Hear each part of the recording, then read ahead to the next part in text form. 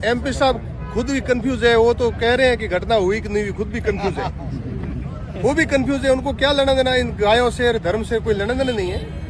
वो तो केवल और केवल वोटों के लिए जो घूम रहे हैं ना, एक दिन ये लोग उनके शॉट ठोकेंगे तब ये मानेंगे। तो कैसे जैसलमेर जिले को कुछ लोगों द्वारा पाकिस्तान बनाने का कुत्सित प्रयास किया जा रहा है लंबे समय से। अभी हाल ही 2 दिनों में ऐसा ध्यान में आया कि कुछ लोगों ने अवैध बूचड़खाना चला रखा है।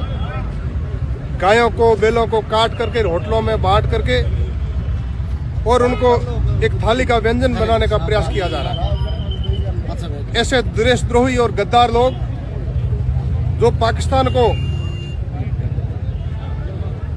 पोखरण को पाकिस्तान बनाने का प्रयास कर रहे हैं, उसकी प्रतिक्रिया में साधु संतों के आह्वान पर समूचा हिंदू समाज हजारों की संख्या में पोखरण में इकट्ठा हुआ। और हमारा भी दायित्व बना, बाड़मेर के युवाओं का मन था कि हम भी धर्म को बचाने के लिए पोखरण चलेंगे।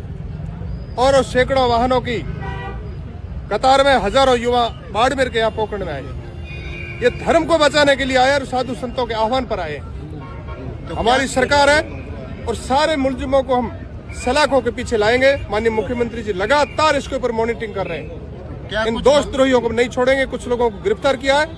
जो बाकी लोग जिनके ऊपर संदेह है, पूरी एक चैन है जो षड्यंत्र में शामिल थे, सबको जेल में डालेंगे, सलाखों के पीछे डालेंगे। क्या कुछ आज की मांग थी और प्रशासन ने किन बातों पर सहमति प्रदान की है? देखिए, सरकार ने सुबह से ही कुछ घरों के ऊपर बुलडोजर चला दिए, कुछ जमीनों को अतिक्रमण से मुक्त कराया, मुलजिमों को जेल के अंदर डाला और उसके अलावा कार्रवाई जारी है। लगातार मुख्यमंत्री जी मॉनिटरिंग कर रहे हैं इस घटना के ऊपर।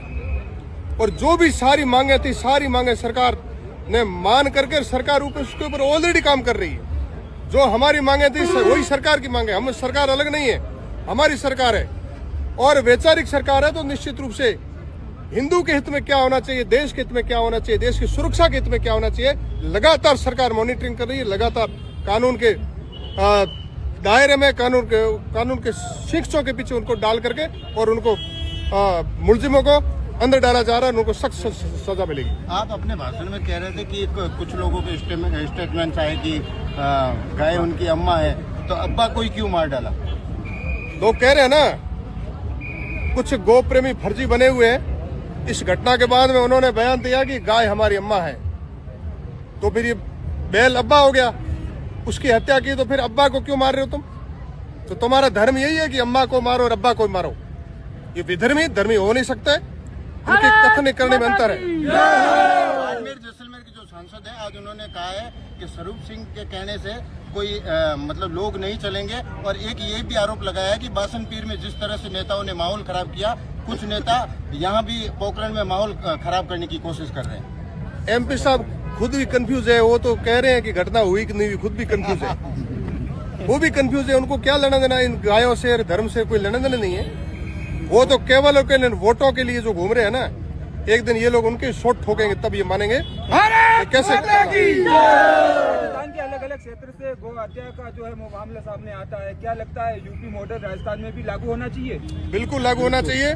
और वैसे ही सरकार यूपी मॉडल पे चल भी रही है। डबल इंजन की सरकार है। जो देशद्रोही है, विधर्मी है, गौ हत्यारे, उनको जेलों में डाला जा रहा है और इनको भी नहीं छोड़ेंगे। यूपी मॉडल पर चलती तो शायद पोखरण में ये घटना नहीं होती। देखिए, अब घटनाएं सामने आ रही है तो चुन चुन करके इन सब हथियारों को अंदर डालेंगे, देशद्रोहियों को अंदर डालेंगे।